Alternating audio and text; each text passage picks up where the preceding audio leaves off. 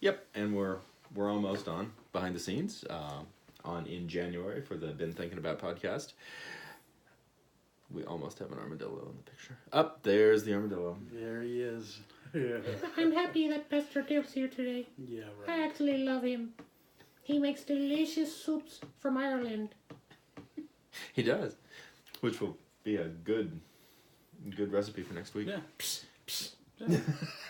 That is the sound of love for the dillo. Really?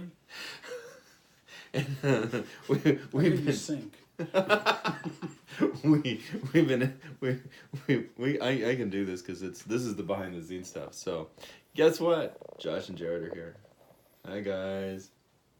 Is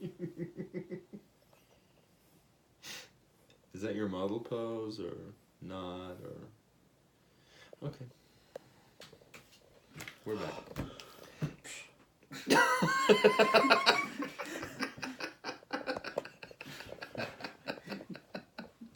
Oh, so many lines in so few time.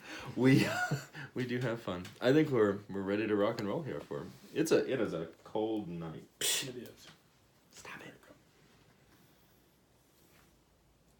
You can go whenever you want to. Oh, his hand is showing. Don't look at the hand behind the armadillo.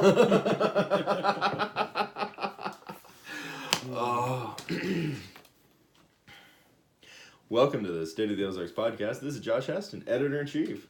And this is Dale Grubaugh, publisher of State of the Ozarks, setting in for Facebook famous Ethan Grubaugh. And we're talking about our Ozarks. Your community. And this episode I've been thinking about has been brought to you by Stafford's Barbershop and Shave Company, the place for men. Shepherd the Musical, rediscovering America's story. Taney County Health Department, creating opportunities for healthy lives in our community. Those are some good folks right Yes, there. they are. And you're not Ethan. I am not Ethan. I'm much better looking. I'm telling him you said that. Well, okay, good. He's my son, I can do that. He's unavailable for comment because he's working tonight. Mm-hmm. One of us has to make a living. Oh, so what have we got? We've got some cool stuff to talk about. We do. Of course, we had the weekly came out yesterday and last night actually, and we've got the Gillioz Theatre. Yes. We've got Talking Rocks Cavern. We've got Tennessee Jam Cake. Oh yes. And then my editorial on Hidden Spaces. So that's what we're talking about this fine podcast evening. Mm-hmm. And what do you think of the editorial? The editorial was very thought provoking, especially when I consider some of the hidden and secret spaces that I have in my own life. Mm-hmm. That I go to kind of unwind and relax and to be introspective and things like that. And I know that the Gillioz and Talking Rocks, are much larger than that. But it caused me to think about myself. Your places. Yeah. It's one of the things that, especially this time of the year, especially in wintertime, that I think is particularly interesting. Of course, I grew up, as a kid, getting to go to the ocean, getting to go to the Gulf Coast and the Atlantic, and also at wintertime getting to go out to the Rockies. And both experiences really fill you with a sense of grandeur. Mm-hmm. The Ozarks, now there are places in the Ozarks that do absolutely fill you with a sense of grandeur. Yes. But oftentimes when you're driving through, if you're just passing through, there's not an aha moment that you look out over the Ozarks and you see, a 6,000, 7,000 foot peak or a huge ocean. Obviously we don't have oceans, but you get the idea. Yeah. Mm-hmm. That for people who aren't accustomed to digging a little bit deeper and getting into being willing to take some time, that it would be pretty easy to go through the Ozarks and not think that there was anything there. Yeah, that's true. I wanted to get your thoughts on that. Well, there's a couple of places, not on my normal travel route, but like the other day I was on my way to Bearville, Arkansas, and I think it was Highway 21 or 23, whatever it is that, and there came a point where all of a sudden there's these big Sugarloaf Mountains were just right there in front of me, and it was just very awe-inspiring, you know. And then over on 86, past Dogwood Canyon, there is a point where you come up and overlook this huge valley, and there's Pilot Knob out, you know, in the distance, but there's just this big, and it's one of those where it does, for me anyway, I never get tired of looking at it. Absolutely. You know, and then if I can say one more, there's one going north on 65, and it's off to the right, and you get to look out over the vista, and again you see the Three Sisters, the Sugarloaf Mountains out there, and that just, you know, and I remember why I love the Ozarks. I really do. And the Ozarks have a way of getting, of course, everything that we do in some way, shape, or form is dedicated to the Ozarks. But the Ozarks have a way of getting into your soul. Oh boy, oh boy, and they've been in my soul since I was like in third grade. My first time ever coming into this particular part of the Ozarks. Of course, I grew up in the river country of the Ozarks. Right. But coming to this area, you know, as a third grader with my grandparents, was just. It was amazing, and I never got over it. I still haven't. So what was that like? Oh, what was it like? I had just read the book Shepherd of the Hills at my grandmother's urging, and then we just came here and saw the mountains. Of course, there was not as much of the tourist, you know, industry that we have now. Silver Dollar City was there. I remember going there, and I just absolutely fell in love with that, because, you know, they had the stagecoach, and they had the, you know, all the things that they don't have anymore, you know. And there was the old granny making soap, and she was from down in Green Forest, Arkansas, and I fell in love with that lady. And then later on, when I got to go to work at Silver Dollar City, there she was, you know, and I was going, oh wow, you know, this is so cool. I get to rub shoulders with this lady, you know. And I'm off on a tangent, but that's what it was like. Yeah. I think something that Silver Dollar City in the old days did, that Shepherd of the Hills from a literary perspective did, was that they made everyday people somebody special. Yes. I think that may be a big part of the magic. When we, especially when we grow up in urban environments, or we grow up isolated from community, and oftentimes that's one and the same, that you really don't feel special, and you don't feel like anybody that you know is special, and a lot of that's perception. Yeah. And I think that there was something, and maybe it's of course I grew up also loving Beverly Hillbillies and Petticoat Junction and shows like that, but there was something about. Coming back, we'll just land on Beverly Hillbillies, because with Paul Henning, there was a strong connection with Silver Dollar City. That, you know, the Clampetts were special people, and they were special because we felt like we knew them. Yes. And something that was really, I think, especially in the old days in Silver Dollar City, really amazing was you felt like you knew these people. And in many cases, you ultimately ended up knowing those people. Yeah. Some of my best friendships obviously were developed out at Silver Dollar City. And then of course you got to work out there. So did that sort of experience continue? Oh, absolutely. Absolutely. Every day was just a complete joy of being able to go to work, and it was whether I was working in the parking lot or whether I was working on one of the attractions. Of course, then the job that I enjoyed the most was being with the street troupe. Yeah. And getting to work with people who were my idols growing up, you know, and it was just amazing. Bonnie Borden, you know, and Bob Deeds, and just, you know, these people were they were bigger than life when I was younger, and then all of a sudden now, you know, we're just kind of rubbing shoulders together, and I had the job that every kid that ever walked through the gates of Silver Dollar City wanted, was to be a street character out there. And tote around a gun and drag a mule around, and just it was great. It was just great. It does have that effect. I mean, and I came into the world of the city comparatively late, but there is something really special, and the street troupe really personified that. It also, I mean, it reminds me of Roy Rogers and Smiley Burnett.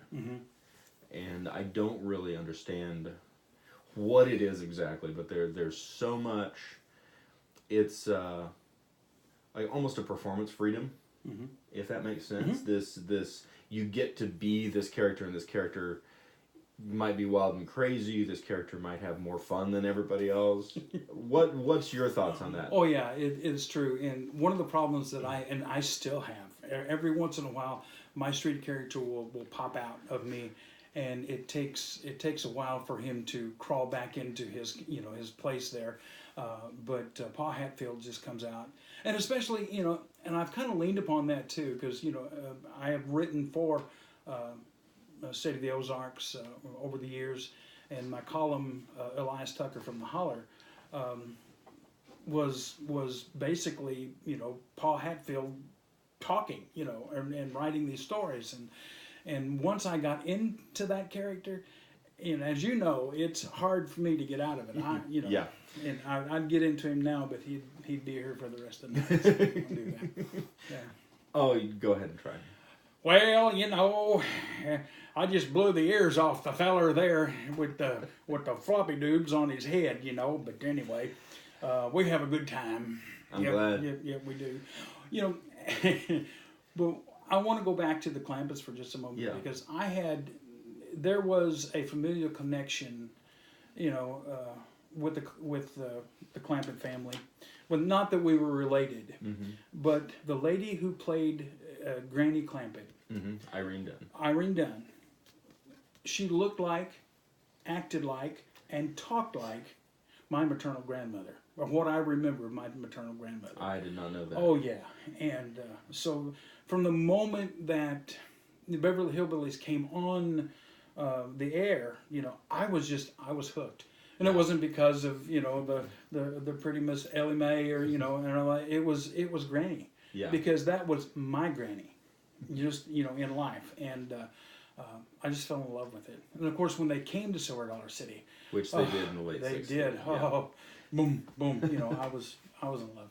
Well, and we're diverge off into socio-political issues, but something that I think is important to take note, and it's something that's guided us, both you as publisher and me as editor, with State of the Ozarks, is that as this voice for the Ozarks, it's important to be the voice of the common people, and I think that something that a lot of people miss, because people watch reruns of Beverly Hillbillies and Petticoat Junction a lot, and they can look at it as a pastiche. It is definitely one of those things that they took characteristics and then they made them really big. They expanded on that for entertainment's sake. But there was something about that. There was something that resonated with a large number of people, and it wasn't a resonate for. I think I can speak for a lot of Middle America that when they watched Beverly Hillbillies, they weren't laughing at the hillbillies. They were relating with the hillbillies, and that is something that I think, being that core or that resonance of everyday people, is something that is very easy to lose. It is very easy to overlook. It's very easy to misplace in favor of looking smart. And something that of course was really powerful is that at the end of every episode, all the smart city people get shown up as dumb, and all the dumb hillbilly folks are the ones who are really smart, which is a continuing theme, or I'm guessing was a continuing theme with your characters out at Silver Dollar City. Absolutely, yeah. We had a lot of fun playing with the city folk. That came in to the city, but we never demeaned them, or at least we never meant to demean them. But by the time we got through our skits and the involvement that we did with them, the hillbilly character was really the wise one. And I'm not saying we made them look like buffoons, but sometimes they came out looking like buffoons. But it was good. It wasn't malicious. It wasn't mean. We just all had fun. Occasionally you get somebody who wasn't having as good a day. Couldn't take a joke? Couldn't take a joke. You got any stories on that? Oh, yeah. Anything you can share? Well, yes, I think so, because I don't know this lady's name, but and I think they still have them. But they used to sell in the shows these kind of a cardboard thing that you could wear as a hat, or it could be a vase or something like that. I think I have one. I had one as a joke. Yeah. Yeah, and like if you put it on your head, it looks funny. Yeah, it looks. And this lady came in one morning, and I was on the greeting line out there with my donkey, and she came in with this thing on her head, and it looked like a lampshade. You know, it really did. And the way she had it shaped, it looked like a lampshade. And Elias just absolutely went off on her about, having partied too much, and she forgot to take the lampshade off her head and all that kind of stuff. And here she was. And man, that woman got mad. Oh, did she get mad? She stomped at me. She yelled at me. She screamed at, well, Elias. But, I mean, she was, oh. Hit a little close to home there, didn't you? Oh, I guess. You know what she was doing last night. Yeah. And I think she did. She forgot to take the lampshade off her head and got caught with it anyway. Oh, He's got numbers out there. Does that mean anything? It's all good. Okay.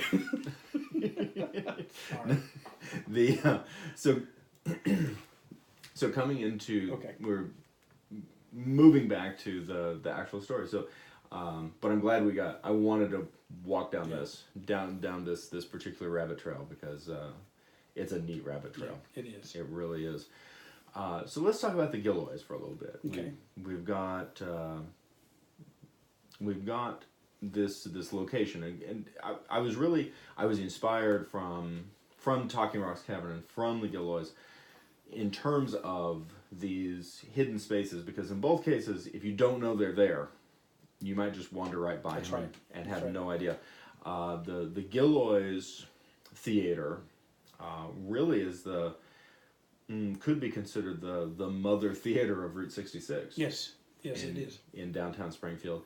And you've been there. Yes, I have. I've been there. It's beautiful inside. The articles, with the feature article tonight, has a lot of photos. I took those photos. Mm-hmm. Tell me a little bit about your thoughts of the Gillioz. Well, one of the things about the Gillioz is, again, if you don't know it's there, you can easily go past it. From the outside, it's very unassuming. Yes, it is. It just kind of blends in with the rest of the downtown and decor. Small looking. I think that's one of the things. Yeah. The street front facade mm-hmm. of the Gillioz is tall and skinny. Mm-hmm.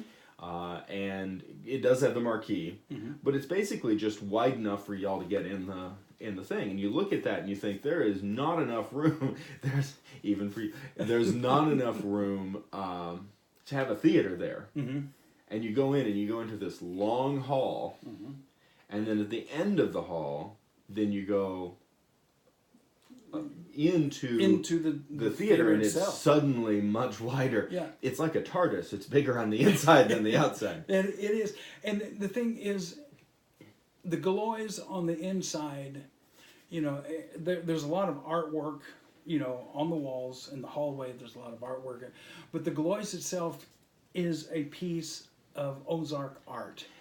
Not only just history, but it's Ozark art. I mean, it's beautiful. The one time that I could remember being in there, and I know I've been there more than once, but the one time that I can remember there was for a concert. And the sound, we sat in the back, but the sound was so big in there that my clothes were moving. I wasn't dancing, but my clothes were moving with the sound. And you'd think, well, that's just way too loud. But it wasn't. It wasn't the fact that the music was that loud. It's just that the acoustics in that building are just absolutely phenomenal. And that's part of the artistry of the Gillioz Theatre. And of course, Mr. Gillioz, who built it, was a bridge builder, mm-hmm. and he got the inside track that Route 66 was going to be put in. And so he had land purchased actually on Olive Street, mm-hmm. and then he purchased the laundromat that opened onto what was mm-hmm. to become Route 66, and then tore down the laundromat, mm-hmm. built the building that is now the hall that connects to the theater, and then created the massive mm-hmm. brick auditorium that is also on the inside. Is this incredibly weird combination. It's beautiful. One of the other things, and I think this is a beautiful testimony I'm so grateful to the efforts of the individuals who worked tirelessly and spent an enormous amount of money to restore it, because it was vacant for many, many years during the 80s. But it was a concept that is so powerful. The idea of a movie palace meant to last forever. Mm-hmm. The idea that this man built a monument. He built something that was meant to sustain. It was meant to stand indefinitely. And in our day of everything from strip malls to inkjet printers that you're supposed to use until they wear out and then throw them away, or just bulldoze them over, the idea that this is a building that is permanent. And then on the inside, it reminds me, it's not the same, but there's a similarity in concept to me with Riverside Inn, in that you go inside and it is Spanish colonial. It is like some sort of weird architectural confection out of the Arabian Nights. And then there's like Flemish wood carving and Renaissance plaster work all over. It's like Wizard of Oz meets Errol Flynn meets I don't know what, but it's incredible. Mm-hmm. It is. It's amazing. I want to go back. Okay. I don't know who's playing right at the moment, but I want to go back. Okay. And then the other hidden place that we have, we can take as much time as we want. So, okay. So right. We're just using that as markers. Okay. So the other hidden place that we have in tonight's weekly, or this week's weekly, is Talking Rocks. Mm-hmm. I really wanted to pair something of architectural, an architectural monument with a natural heritage site, natural heritage monument. And Talking Rocks, of course, Talking Rocks is now a State of the Ozarks member. Yes. The time that I wrote this, we didn't even have State of the Ozarks membership going. So it was something that I got invited to tour the cave. Joe D. Gertzen invited me over to tour the cave.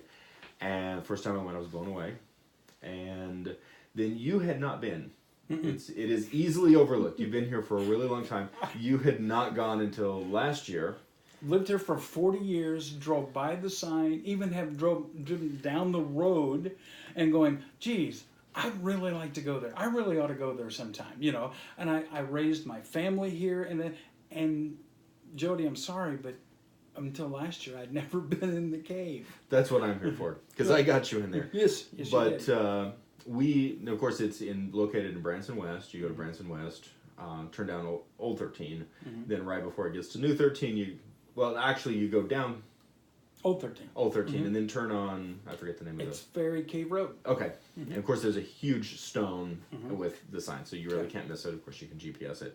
So I've been there. I got to photograph it in 2010. I love the photos that are on the site, but I don't think they do it justice to actually experiencing it for real. And I remember walking out being blown away. Of course, my mom was still alive at the time, and I remember calling her and going, I just had this most amazing experience ever. I've got to show you the pictures. And then we got to go out, actually, just about a year ago. Tell me your thoughts on, what was it like for you? Well, they told me that, going in that I wouldn't need my jacket, but I was going to put my jacket on because I was cold, I'm cold-natured. But going in, I too was blown away with, number one, the temperature in the room, which added to the beauty of it. I mean, there's some amazing structures, that are naturally done in there, and I thought I knew a lot about caves, and so I was, kind of not being a smart aleck, but I just wanted to show the guy that I knew a little something about caves too, and quickly I discovered that I didn't, and so I bowed to him and let him do his tour and things like that. But just the formations, they were marvelous. Later on, after we went, I had the opportunity to take my grandkids. Yes, what was that like? At first, they didn't want to go in. But then after they got in, they didn't want to come out. Just they loved it. And we were there with another family, so it was just kind of an intimate group. The guide did a marvelous job of interacting with the children and getting them involved. And then, in fact, yesterday I was visiting with my grandkids, and Lily, my granddaughter, brought to me the photograph that we got when we were in the cave, down. And she says, "Look, do you remember that?" And I said, "Of course I remember this." She said, "Papa, can we go back?" Well, yeah, sure. So, Jody, I'm probably going to bring them back one of these days soon, So. I think it's a cool thing. Caves, of course, is a huge part of the tourism legacy of the Ozarks, and it's something that we really have to take into consideration when we talk about the Ozarks. Since Harold Bell Wright published Shepherd of the Hills, which became a best-selling novel, and it started a tourism influx to the Ozarks, looking for real hillbillies, looking for real caves, looking for real Ozark mountains, looking for real Ozark people, and of course that is an influx that has continued in one way, shape, or form to this day. So the concept of show caves is a long-standing legacy. It sparked a lot of tourism. Of course, Silver Dollar City would not be there were it not originally from Marble Cave as a show cave before there was ever a theme park. That's right. But I think that of the number of caves that I've been in, Talking Rocks is one of my all-time favorites. Yes. And I've been in, of course, where I come from, where I grew up in the part of the Ozarks, we have Onondaga Cave, we have Merrimack Caverns, which is, one of the biggest heralded, caves in the country, not just in the state, but going into Talking Rocks Caverns, it's one of those experiences that it's just endearing. It is. It's not creepy. It's not drippy. It's not cold. It's not dank. It's literally a very warm and friendly experience. And beautiful. My little 3-year-old grandson was terrified to go in, and by the time we were going out, he didn't want to leave. He wanted to go again. I think that speaks to, on a lot of levels, to a lot of things, but it's such a beautiful location, and there is an enchanted quality to these caverns. It's hard to put your finger on. The tapestry, the limestone tapestries that come down, the way the formations come together, it's very otherworldly. Yeah, and it does something to you. I'm not entirely sure what, and I think there is a grandeur there, and I think regardless of perspective or religious perspective, there's something that does get to you. And then they also have the angel. Yes, I was just thinking about the bowed angel that's bowing before the cross, and just that.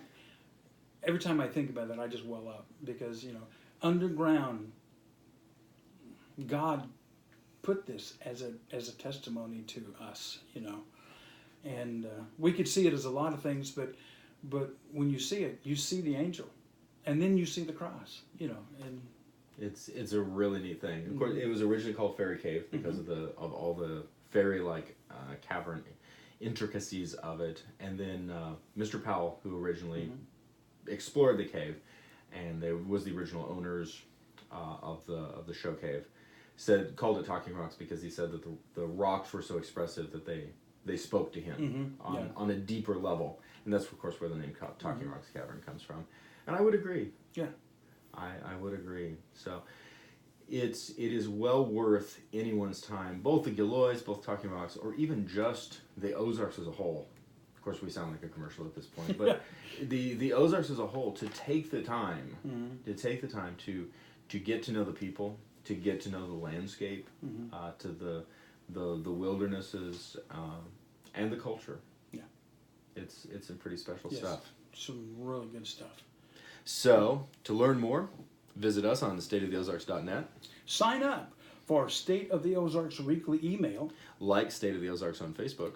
Follow at Soto Media on Twitter. Subscribe to Soto Media on YouTube.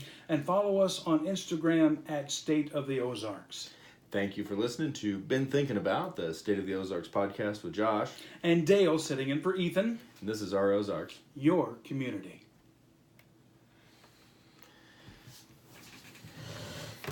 There. That was success! Bravo! No, not the hand! Don't show the hand. He's the Oz behind the curtain. Oh. That was almost like a sermon. I talked for 30 minutes and Brother. it just seemed like I just got started. It is the sound of love for armadillos. And you. It is the sound of love. May I? You may rub my underbelly. Oh, you know the rules. You know the rules. Yes. I forgive you, Dale, for the wine comment weeks ago. Why? I walk in love like a good armadillo should. And not under any trucks. I don't want to go to Talking Rocks. Let's go swimming together. I know that reference. Oh, you hurt my cousin Billy. You hurt him. we were discussing dropping armadillos places. Yeah. Oh, But we won't go into that not on here. the air. No. Catch you guys later. Bye.